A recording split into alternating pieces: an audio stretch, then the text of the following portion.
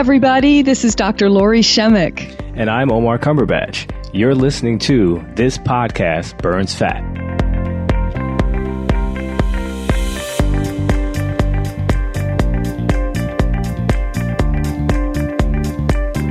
Hey, Lori, how are you today? Hi, Omar. I'm doing wonderful. Yes. Everything okay on your end? Yeah, no complaints. Good. Hanging in there. Good. Enjoying a little break in the weather. I think it's our first 80-degree day in New York. Wonderful. You need to get out there, dude. Yeah. No, I'm gonna get out there. I gotta get that vitamin D. Yes, exactly. Yeah, I have to brush my dog.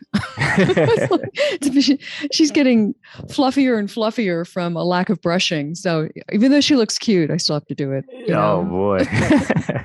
That's hilarious. It's a lot of fur, believe me. Think sheepdog. Oh wow. Yeah, well, okay. you should post that picture on Instagram. Let us know the before and after. I will. Yeah, that's a good idea. Well, back to business, right? Yes, we are here, ready and raring to go. Yeah.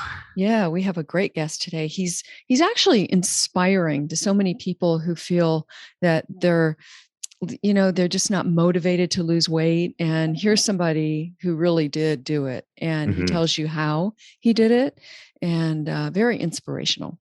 Yeah, no, he's topped out at 375 pounds and I guess lost over 150 pounds and has kept it off for nearly a decade. So it can be done. I know, like, he really preaches the step-by-step approach, which is really just the key to most things in life, right? We just gotta take one step at a time and really just push forward. So I think Michael Krug is an unbelievable coach as well. So yeah, I know that the audience is going to get a ton out of this one. Excited. Yes. For them to hear. All right, let's jump into it. Enjoy. Hey, Mike, welcome to the show. How are you today? I'm doing great, Omar. Thanks for having me. Hi, Mike. Hey, Lori. Thank you for dropping by. Of course, yeah. This is fun. I'm excited to be here.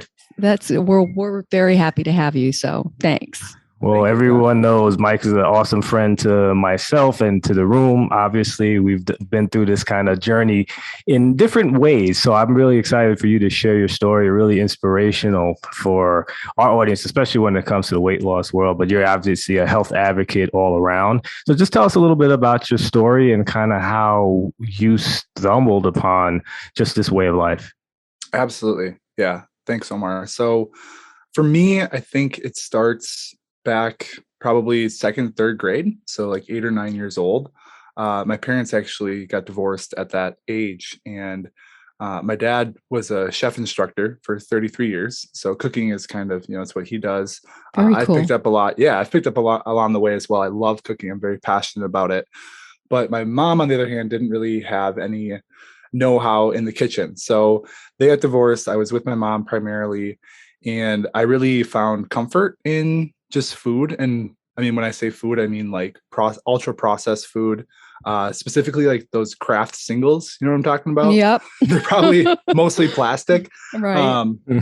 So I developed some eating habits at a really young age to help kind of deal with the pain and just that experience of parents getting divorced. And it spiraled, and it got to the point where when I was in 8th grade then, so I think I was 13 or 14 years old, we went into the doctor's office, and at that point I was already over 200 pounds. So definitely pretty overweight. Yeah. But the big thing there was when I was diagnosed with high blood pressure, hypertension. So at that age, that 13. Is incredible. Yeah. Yeah. And I mean, it's not saying it's right or wrong, but just the contemporary model and what we were told was to go on an ACE inhibitor. So lisinopril was the drug that I was put on. Didn't really know any different. So we just went with that. Going into high school, and I should take a step back. So this whole time I play sports as well. So I was football, hockey, baseball, and golf. Those were the 4 sports I played, and I still play a lot of golf. And I play broomball now, if you know what that is. But no, it's like hockey, but different. We'll just say that. Okay. So anyway, so I'm active the whole time, but I'm still putting on weight. I mean, my eating habits are like, wake up at 3 a.m. and have a huge meal. And then don't eat again until like lunch at school, and have my lunch and everyone else's. I mean, that stuff is kind of beside the point. But when I got to 11th grade, it was after a football practice, and my knee started clicking, and we go into the doctor office. They do x-rays. They don't find anything, but we get an MRI. And then after that, I'm diagnosed with something called osteochondritis dissecans. I'm not sure if either of you are familiar with what that is. Okay. Yeah. So it was actually the lateral. So the outside part of my femur, the bottom, like the condyle, they call it, at the bottom of my femur was jagged. It was not fully developed. And we figured out that apparently with that diagnosis, the bone marrow wasn't fully going through my femur. So long story short with that, I had surgery on my knee, a bone graft transplant, and that was at the age of 17. And coming off of that, the doctors told me that I wouldn't be able to play sports anymore. So that kind of sent me into, yeah. I mean, that was the one thing, even though I was really big and heavy, I was still relatively athletic. And that was what I looked forward to. So what was your weight at this point in the 11th grade? At that point, I was probably between 280 and 300. Okay. So then senior year, I didn't play any sports, unfortunately. I still play golf because golf, you can just walk and hit a golf ball. But right. And then I went to college, and I went to a college. I chose the college based upon the party scene more than the actual educational scene, and it got really bad there. So fast forward, so sophomore year of college, I'm 20 years old. I'm actually at my friend's house. We're playing outside hockey because I'm in Minnesota, and that's what we do in the winter. Like we go skate on the ponds, we go skate at local parks. And we're just hanging out at my buddy's house skating, and I actually fell on my knee, and that bone graft transplant that they put in when I was 17 cracked out, which extremely painful. I can't even explain in words how painful that was. So we rushed in. We got another round of surgeries. They cleaned it up, put a new bone graft transplant in at the age of 20. So that's within 3 years, that's 4 pretty big surgeries. And I came off of crutches. It was actually pretty close to, it'd be 10 years ago this month. So May 16th, 2012. That was the day when I came off crutches for the last time for knee surgeries. I'll never forget. This was kind of my rock bottom, or the moment when I knew I had to change everything. So we go to the doctor's office. I step on the scale. And at that point, I was 375 pounds. We went back to the room, and the nurse took my blood pressure. And this is with now, I had a 10 milligram dose of lisinopril at this point. So that's like double the regular dose. My blood pressure was 160 over 100. And I intook that kind of objective information, and I had this realization that I needed to change my life, or I was not going to live, beyond my 30s. Right. I had this intuitive knowing that the strategies and the things that I had tried to that point weren't working. So I needed to make change for myself. Can I ask you, were any of the health professionals asking you what your diet was like, how you could eat a different way, et cetera, lifestyle changes? No, it's interesting. I'm happy that you asked that, because that conversation had not come up. In fact, though, it did. So back to when I was in 8th grade, that initial time when I was diagnosed with high blood pressure, that doctor did ask me about, okay, so like, what do you do for movement and this kind of stuff? And he actually recommended that we see a nutritionist. So we did that for just a little bit. But I mean, in and out of doctor's offices, multiple times every year, my whole life, that conversation was only had once. And me also being a pretty sensitive 13-year-old at that time, and he was, the doctor was trying to educate me on exercise and stuff. I took it really personally, like, well, I do exercise, and like, I didn't really think about the food side of things at that point. But that kind of shut me down and made me just feel really like, well, this is supposed to help me, right? Like, isn't this the way that's supposed to get me out of this? And that's a really good point, because despite the fact that you were 13, adults react that way too. Yeah. Right. Yeah. So, and they have no idea that the foods that they're ingesting are causing metabolic harm, right? Absolutely. Slowing down metabolism, causing inflammation, et cetera, et cetera.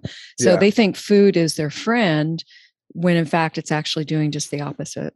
Absolutely. Yeah. And I mean, there's also the argument that a lot of what we consume, especially in the United States, that's marketed as food doesn't even meet the definition of food. So great point. Yeah. Well, and I'm glad you brought up the food piece too, because there was a point when I was in college when I had a realization that food was a big part of it.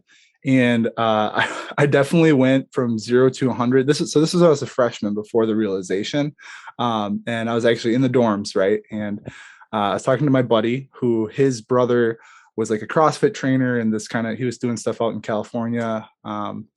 And he was just talking about, the importance of food and why, because I had talked to him like, yeah, I do want to lose weight. I'm not really sure what to do.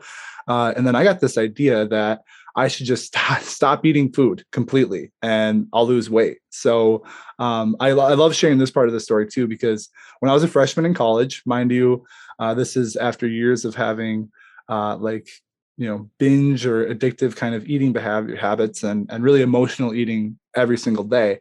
I actually fasted for 17 days, which I don't know a lot of other people who have fasted for that long. I know. And, yeah. Well, on top of the fasting for 17 days, I was going to the all-you-can-eat cafeteria with my buddies. I would watch them eat. I would smell their food. Yeah, like that was I think with that 17-day fast, I lost probably 40 pounds in those 17 days. I put it all back on. Right. I think in that experience, though, I learned that mentally is where you're going to actually have to make the change first, because I was able to stick to it.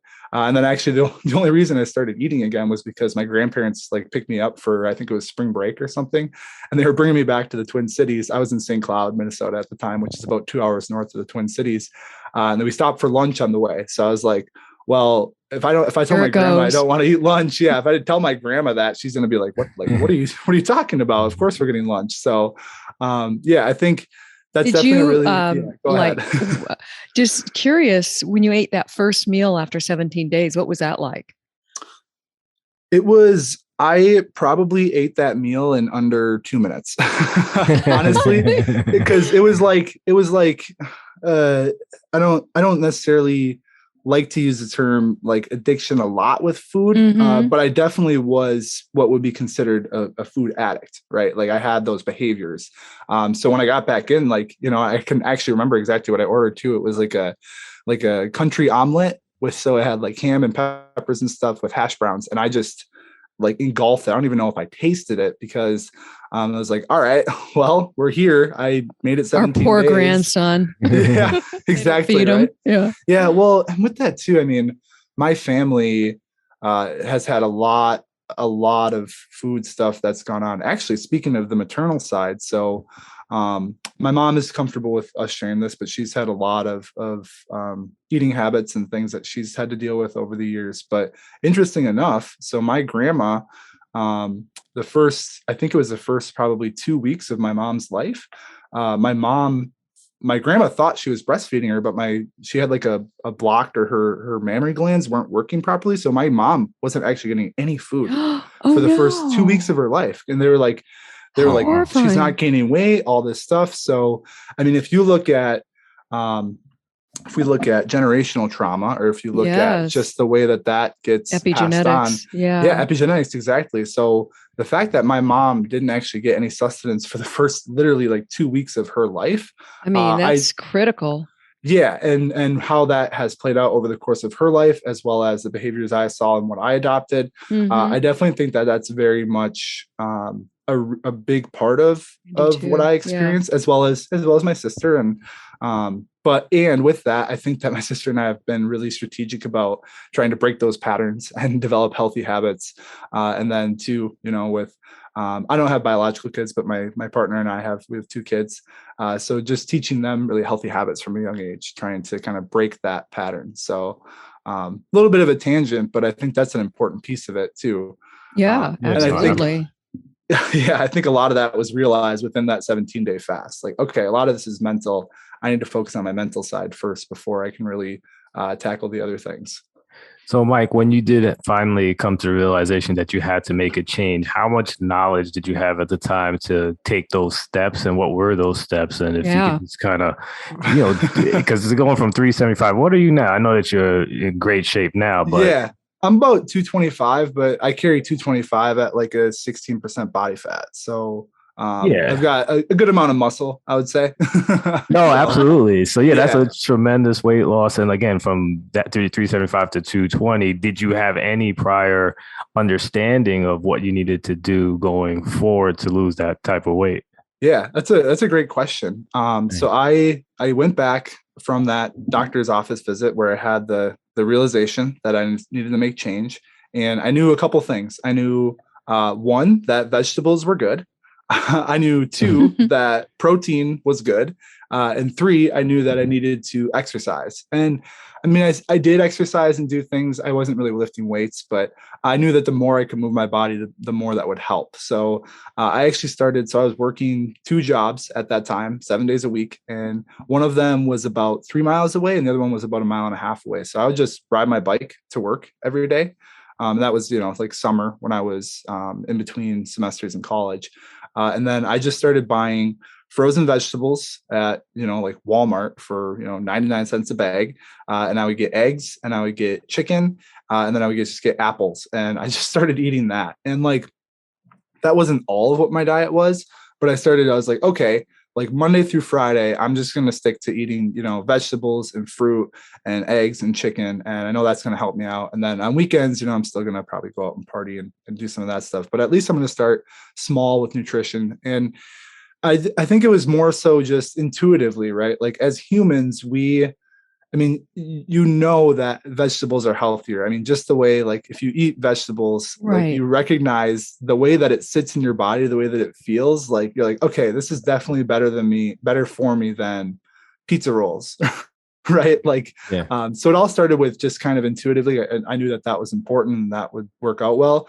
And then actually I purchased this like it was like a nutrition and weightlifting program just off the internet from some guy that my roommate at the time who was doing his program. And he had some just really basic information about macronutrients and understanding what they were and how they impacted the body and when to have certain ones. So that was really beneficial as well. I started just I've never been a low carb eater. I would call myself just a strategic carb eater, if that makes sense. So I'm very I like much, that term. Yeah. yeah. Well, if you look at it, if you just have the majority of your carbohydrates before or after exercise, specifically if it's, resistance training, that's when our body wants the carbohydrates, is to get through a Right. workout and then to replenish after the workout. So yeah, I'm not big on like any sort of specific diet or anything. I'm definitely a strategic carbohydrate eater though. That's kind of the way that I go about it. So yeah. And then it was just honestly a lot of, Professor YouTube, Professor Google along the way. I learned a lot. And then I did, though, once I got into coaching, I took a lifestyle medicine course. So I learned a lot more there. But yeah, Omar, to your initial question, a lot of it was just that kind of an initial intuitive knowing and just taking kind of smaller steps and things that I knew I could stick to right away. And I think that helped me definitely make that progress sustainable. How does lifestyle medicine play a part in what you do? Yeah, definitely. So I'm a board certified health and wellness coach, and I had to take a Wow. lifestyle medicine course. Yeah, I had to take a lifestyle medicine course to be eligible to take that test. And lifestyle medicine, that's essentially what that's just what healthy living is, right? It's Yeah. really getting back to the actual like living as just a healthy individual. So it's definitely there's a lot of things that I think all of it's evidence based, right? And a lot of it is really important. So they're with lifestyle medicine, they definitely talk more about plant-based eating, which I do think that there is a time and place for meat. If you look at the consciousness of meat, I think that's a really important thing to consider when we are going to choose what meats to eat. But to talk about that, obviously exercise, making sure that you get enough exercise a day, and then really making sure resistance training every week. I'm also a personal trainer, so I'm really passionate about lifting and teaching people how to get resistance training and how to do it, every day, even if it's just for 5 minutes. Like if you can just do some squats and push-ups every single day versus nothing, that's going to be really helpful. So that's a big piece of it as well. Yeah, Stress management. Yeah. Sleep, but go ahead, Lori. Oh, sorry. I was just thinking, how, doing squats, even if you have your knees are bad, will really help the knee pain, and how you can just knock one out in 1 to 2 seconds, right? Yeah. Yeah. And yeah, to break up like excess sitting, etc. Yep. I actually have a client right now who he's had some knee pain, and we got him doing more walking and doing more squats. And he's like, my knee pain is like gone. I'm like, yeah, isn't It's amazing. Crazy how that happens? Yeah. Movement is lubricant for the joints. Yeah. So yeah. And it, I also have heard that, I don't know, the what is it called? The globe, the squat, what is that called? I can't remember.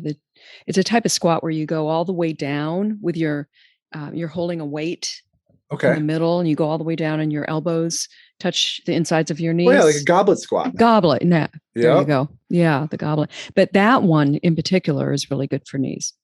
Yeah, absolutely. And especially if you can, something that with my training that I do, so I don't do in-person personal training. Actually, I do everything virtually nowadays. But something that I'm all about is, and that's funny that you say that, learning to get comfortable in the bottom of a squat is, I think, one of the best things we can do as human beings. So hard. Yeah, it is. Yeah.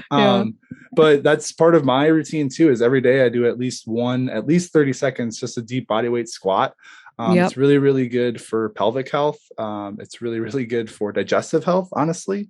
If you think back on how we used to, use the bathroom, a lot of just the sitting, well, just sitting in general, that's a whole different topic, which actually I know you just did an episode on that. But being able to do squats properly is something that is a lost art that I'm hoping to help more people get back into.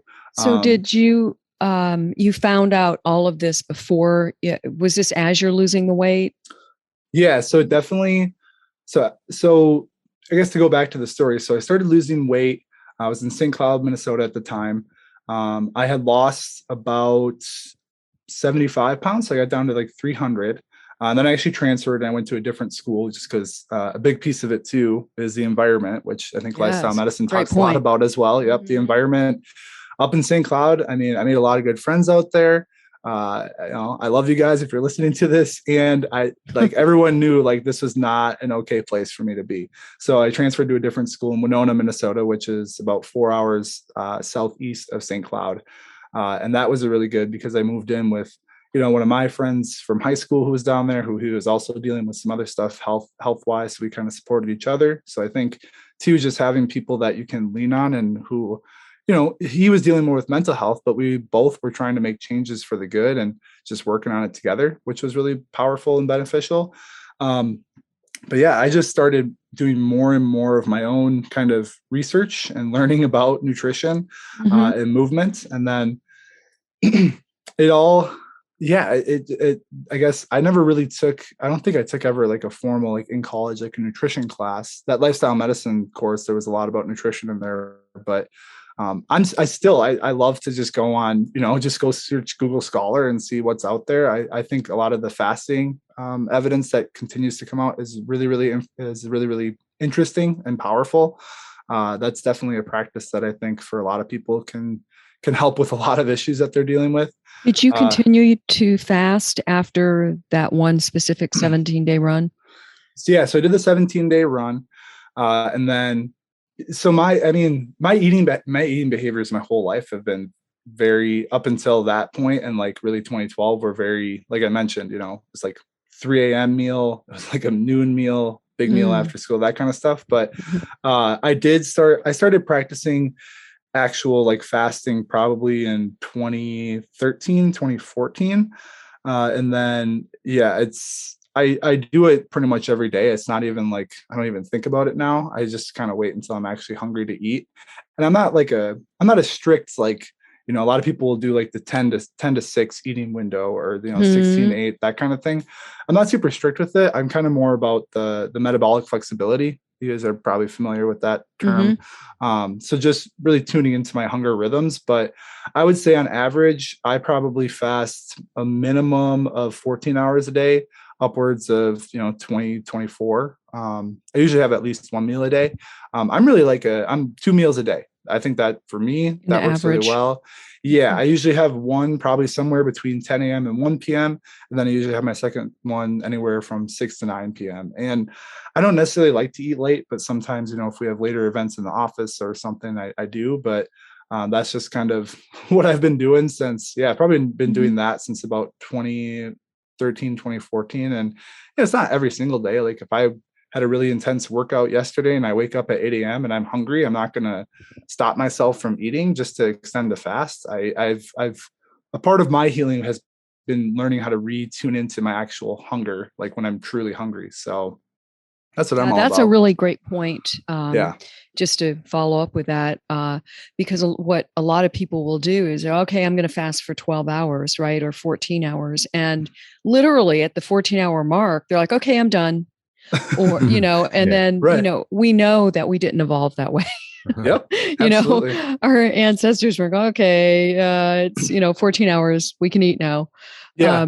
So yeah, I think that's a really great point you make, because and you brought up the term metabolic efficiency or metabolic health, which means that you're, in terms of efficiency, you're able to go from, burning fat for fuel versus glucose, which essentially you get from carbohydrates, for those that don't know. So, yep, absolutely.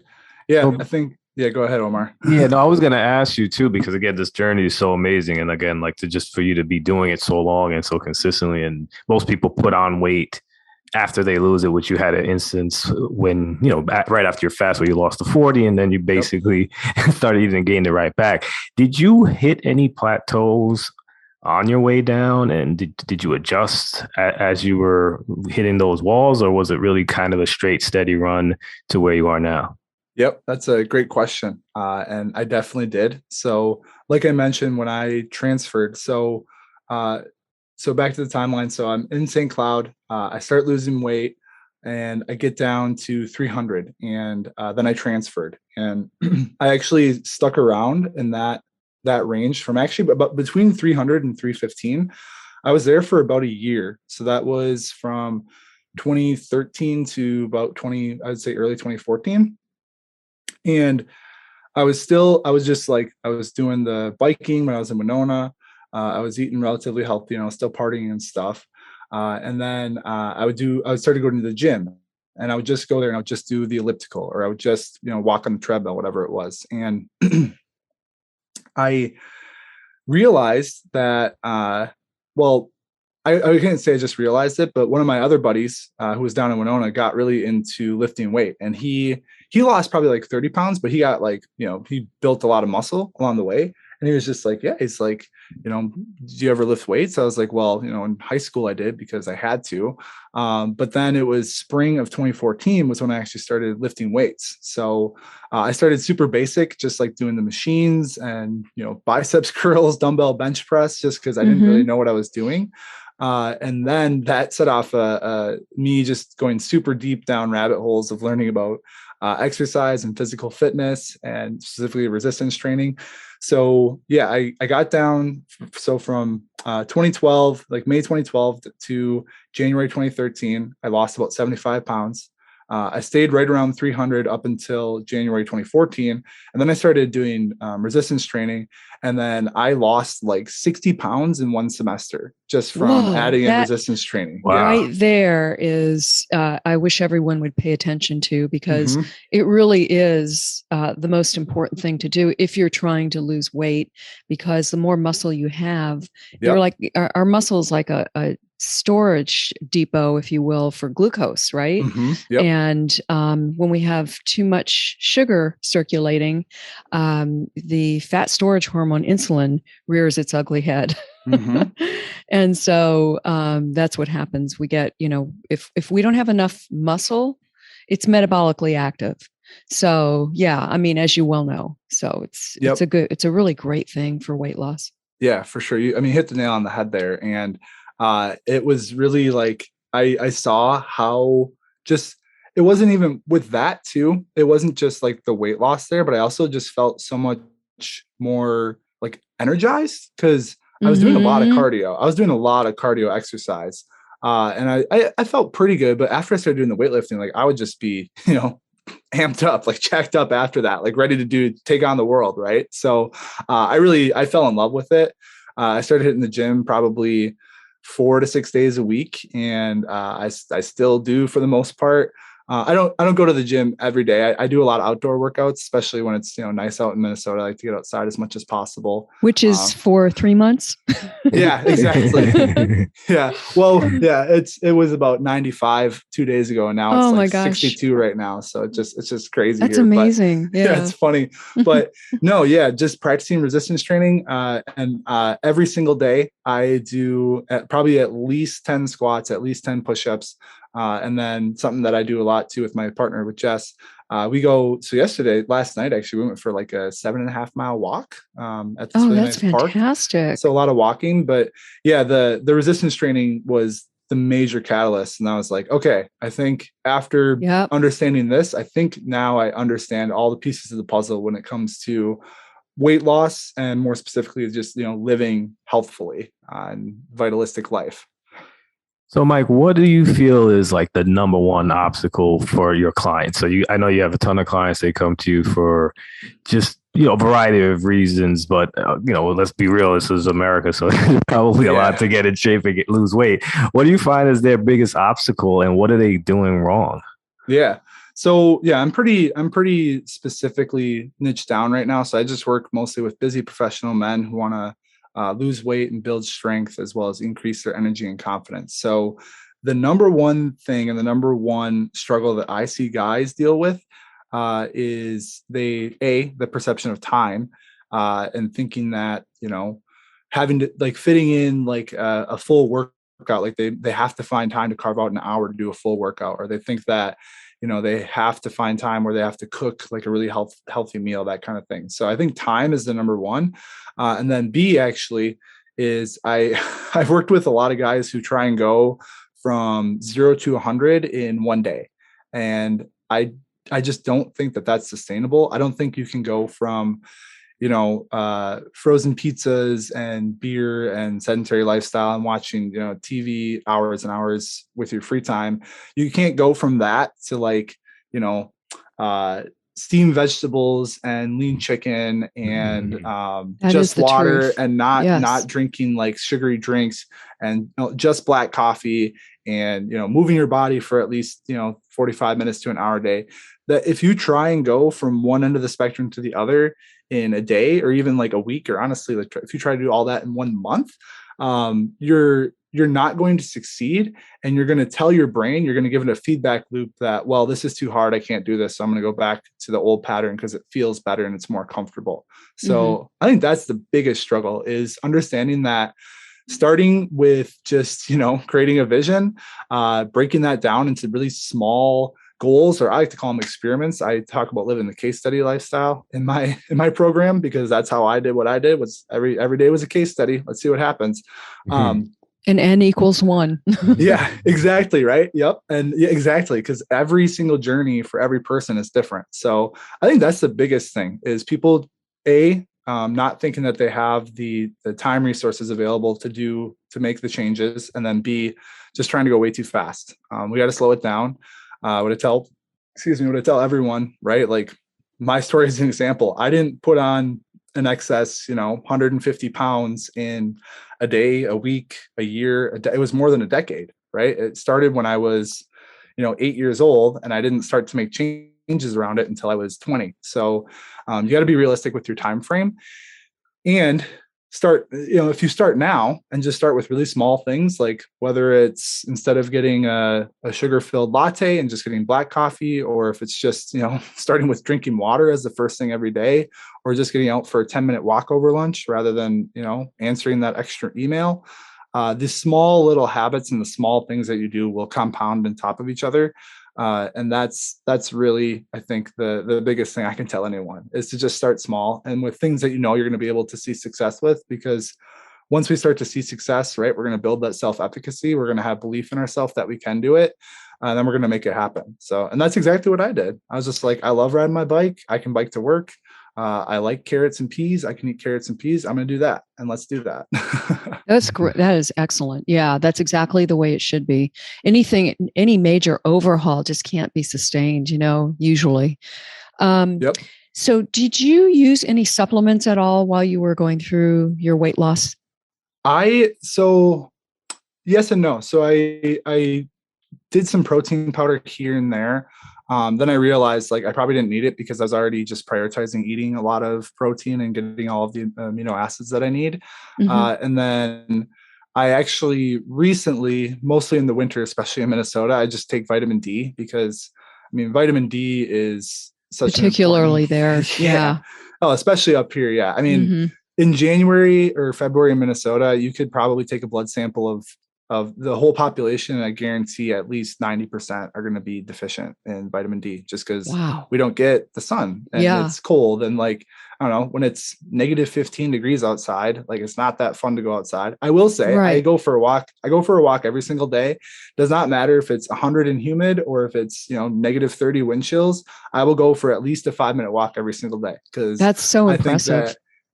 Yeah. Well, I think getting outside is such an important thing to do, especially nowadays. So yeah, it's like you can't let weather deter you too much, just do it. No. Yeah. We actually evolved, with these obstacles in our way anyway. So we can do it. We can do it. Yeah. If there's one thing, if there's one thing I love about Minnesotans is that they take pride in the weather. Cause like I said, we'll get the 100 and humid and we'll get the negative, whatever, 30 wind chills. But you have to embrace that. If you're going to choose to live here, you have to embrace that. And you can't use that as an excuse not to go out and pursue your goals. And back to lifestyle medicine, getting outside is one of the hallmarks of just being a healthy person. Yeah. So same with, where I live, it's like in August, it's incredible. You can't even breathe. It's so hot, Yep. The temperature is just nearing 100 average, right? With high humidity. It's incredible. So, quit complaining, just get out there and do it. Yeah. Just do it. 5 minutes. That's the difference from 4:47 p.m. to 4:52 p.m. Like anyone, you can invest that time into yourself every day. So I do supplement with vitamin D. And with that, like I don't take that year round. Like in the summer, I really prioritize getting outside, but I definitely take it over the winter. And then I do take collagen powder, but not a ton. Like I probably have collagen in my coffee 2 or 3 days a week. Again, I really it's like, hey, do I feel like putting this in there today or not?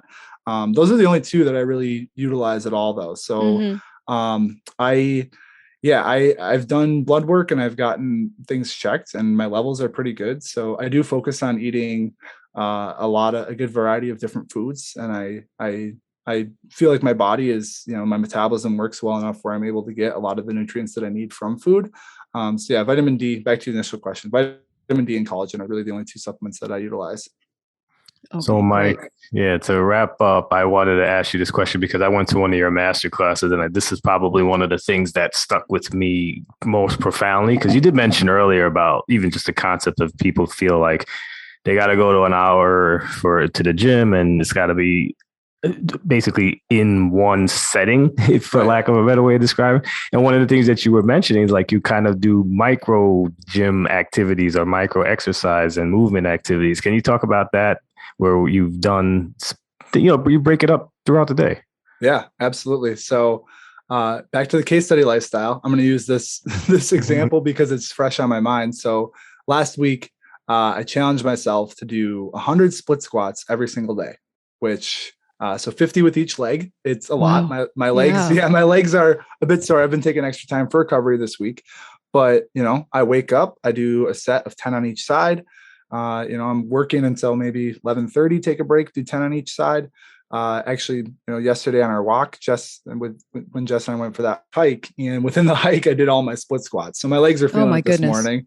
Yeah. And I don't know. I have a mentor who, this might be controversial. He says there's no such thing as overtraining. There's just under recovery. And I feel like there's a lot of truth to that, and to be smart, right? So recognize your body and your capabilities. But yeah, I personally like to set different challenges that I know are going to get me moving every day. So whether it's doing, an aggregate of 2 minutes of planking every day, so 30 seconds here, 30 seconds there, if it's squats, if it's push-ups, and then something that I teach my clients about that I think is, I hope that this movement continues to grow. It's the every hour on the hour exercise. So in your workday, if you set an alarm for, every hour, let's say 9:30 through 4:30, to, get up and do whether it's 5 squats, 5 push-ups, if it's 2 squats, 2 push-ups, 1 squat, 1 push-up, just to get up every hour and do some sort of resistance training that's body weight, you can see compounding effects with that. So, and again, right, it's 20 seconds. You can take fantastic. 20 seconds of time. Yeah, absolutely. And every time you use your muscles, you're creating an anti-inflammatory effect, and it's the myokines are being produced, and that's what you want. That's why exercise is so anti-inflammatory. Initially, it seems like, you can create an inflammatory effect with the lactic acid, although that's even being discussed now, right, as to whether it's inflammatory or not. But we feel the effect of excess exercise, and absolutely. But nonetheless, in the end, it's anti-inflammatory. Yep, absolutely. And building off that too, right? So and we know we can get the effects from it, but if I told you to go do 70 squats and 70 push-ups right now, a lot of people wouldn't be able to do that. But if I challenge you over, 7 or 8 hours, once an hour, to get up and do 10 squats and 10 push-ups, that's going to be way more doable.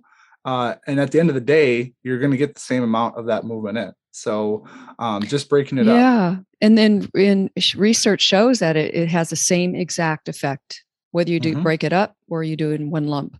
Absolutely. Yep. The every hour on the hour. I'm all about that. So, and I do it myself. That's fantastic. So, great example. Big part of my practice. So cool. Yeah. Very good. All right. So, Mike, you've been fantastic. Really appreciate all this information you've given us today. So can you give us all your information, where you are located, your website, your social media handles, where we can keep up with what you're doing, and any maybe possible parting nuggets of wisdom that you want to give to the audience? Yeah, definitely. So best places to find me, my website is coachkrug.com. So COACHKRUG.com. I write blogs and articles on there. My podcast is actually on the bottom of the homepage if you want to check that out as well. And then from there, you can find my social medias. So I'm on Instagram and LinkedIn are probably my 2 biggest ones. So on Instagram, it's Michael_Krug. And then on LinkedIn, it's just my name, Michael Krug. I think the / is like Coach Krug. So you can find me there. And then, that's about it. I think when it comes to what to take from this episode, start small. And if you are, if you really believe and know that you can do it, it all starts with belief that you can make the changes that you want to make, and then just take small actions to get to get towards that every day. It's always worth it. That's probably what I leave with too. That's fantastic, Mike. Thank you so much for being here today. I know you've inspired me, and I know many others. So thank you. Me too. Thanks, absolutely. Yeah. All right, Mike. Have a great rest of your day. Yeah, thanks, you too, Omar. Mike. Bye-bye. See ya. Thank you so much for listening to this episode of This Podcast Burns Fat. We're so excited to have you as a listener, and we're hoping that you really enjoyed the content as well. And if you did, please run over to iTunes and provide a rating and or review. It will go a long way in helping us continuously build our listenership up so that we can provide you with excellent content regarding fat loss, weight management, and just an overall healthy lifestyle. Thanks so much. Have a great night.